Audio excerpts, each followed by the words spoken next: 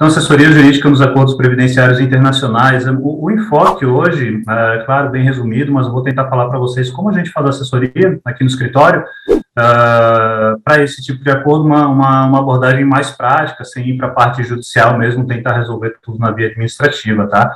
A gente começa aqui, o tema ali eu falei.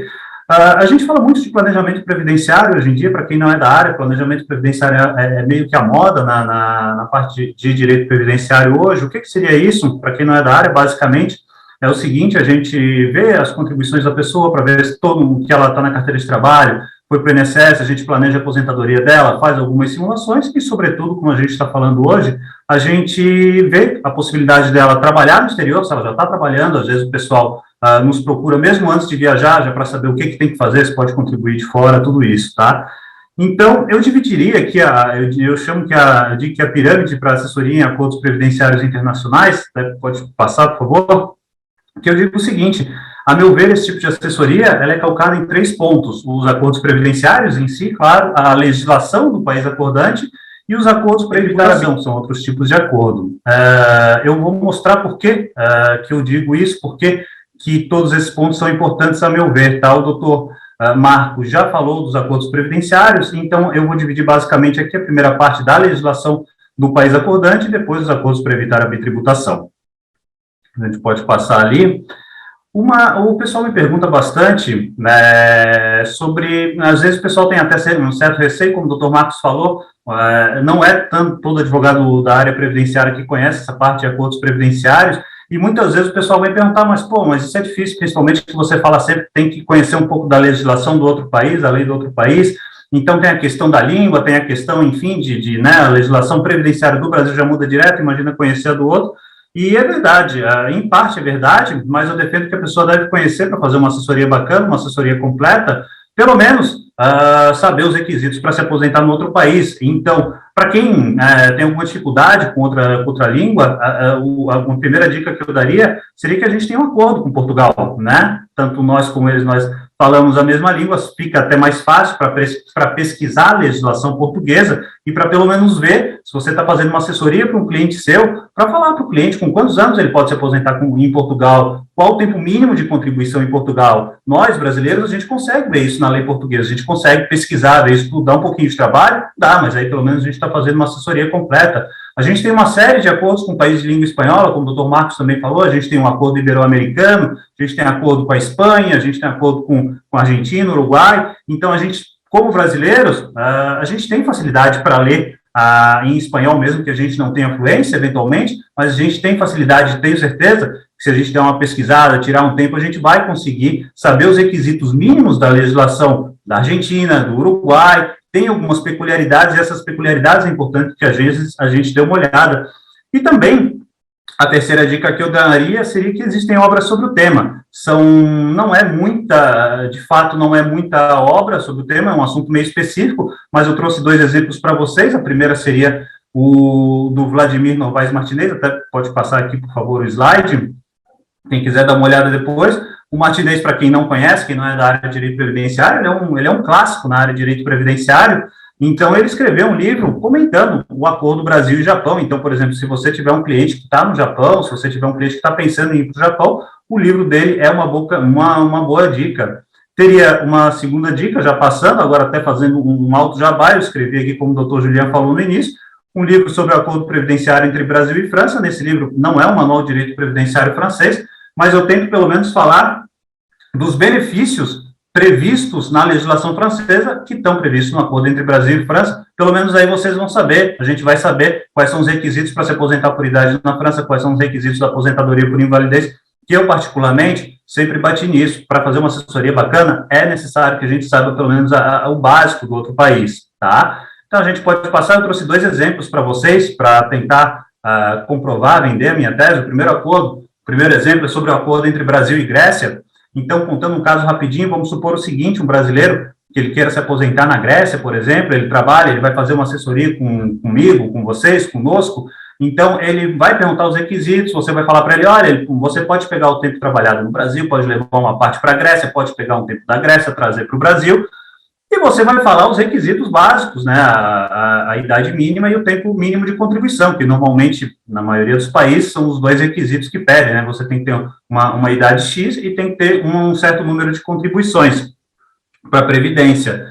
Só que, na legislação grega, a gente tem um terceiro requisito, e esse requisito seria o requisito residência, tá? A pessoa tem que ter pelo menos 15 anos de residência na Grécia, depois dos 15 anos de idade. Então, o que acontece? Se você daqui a pouco faz uma assessoria, a pessoa faz todo um planejamento previdenciário, vai lá, se muda para a Grécia com 55, 60 anos já, trabalha uns 5, 6 anos na Grécia, pega o tempo no Brasil, acha que vai se aposentar na Grécia, acha já está ali se preparando para morar numa ilha grega daquelas maravilhosas, e daí ela vai descobrir, quando faz o requerimento lá na Previdência grega, que ela não vai conseguir o benefício naquele momento, porque ela não tem o tempo necessário de residência na Grécia. Então, na verdade, você fez uma assessoria, a pessoa fez um planejamento financeiro, previdenciário e tributário, muitas vezes, e acabou tendo esse problema, que vai ser um grande problema na vida dela. Então, esse é o primeiro exemplo que eu trago para vocês. Se puder passar o segundo exemplo aqui, do Acordo Brasil e França, ele é um pouquinho mais técnico, eu vou passar meio rápido. Se alguém não entender, pode mandar um e-mail para mim, depois eu vou deixar no final do contato, eu explico melhor, tá? Mas a gente tem o Acordo Brasil e França, até pode passar para o próximo slide, por favor. Sempre nesses acordos tem o campo de aplicação material e tem quais benefícios que eles estão previstos, né, porque não são todos os benefícios. Então, o Acordo Brasil e França é um acordo considerado amplo, tá? Ele tem uma série de previsões, até o salário maternidade, que não é comum nesse tipo de acordo, mas o que eu queria chamar a atenção é que tem a aposentadoria por invalidez, para o lado do Brasil, e tem a invalidez na França. O que acontece? A gente não vê aqui o benefício de auxílio-acidente, certo? Auxílio-acidente, para quem não conhece, é basicamente quando a gente sofre um acidente, seja de trabalho ou não, a gente consegue voltar a trabalhar, só que a gente tem uma limitação. Por causa do acidente, a gente ficou com essa limitação. Então, o benefício de auxílio-acidente, ele não está previsto no Acordo Brasil e França, ao menos expressamente. No entanto, até pode passar o slide, por favor.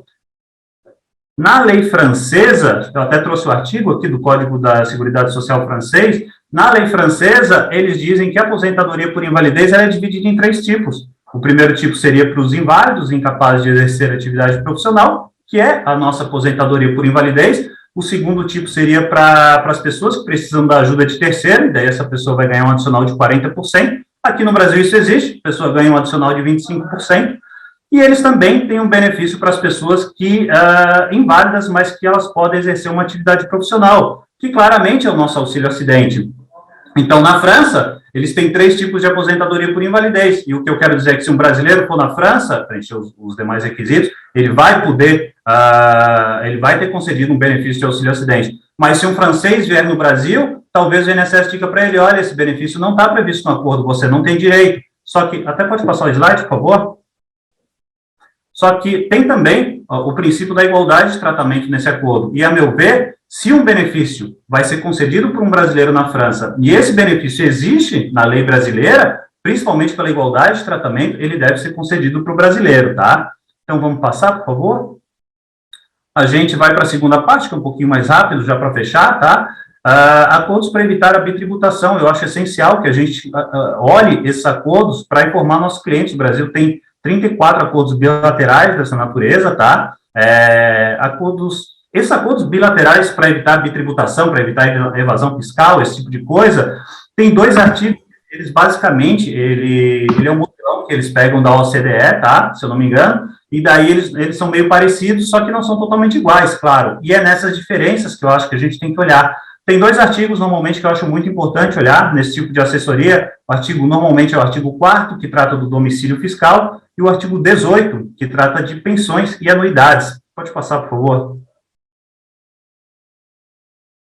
A parte de domicílio fiscal, eu penso que seja importante, porque, primeiro, você tem que identificar para o seu cliente, se ele é residente fiscal no Brasil, se ele é residente fiscal no outro país, tá, que tem acordo, ou se ele é residente, se ele tem dupla residência fiscal, tá certo? Isso é essencial depois para você falar do imposto sobre o benefício dele que ele pode vir a ter no exterior.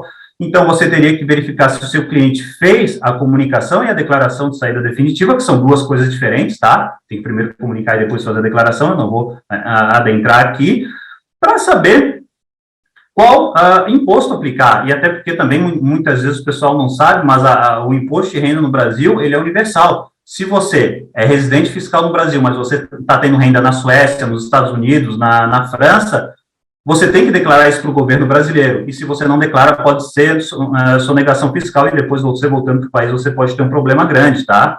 Então, até pode passar, por favor?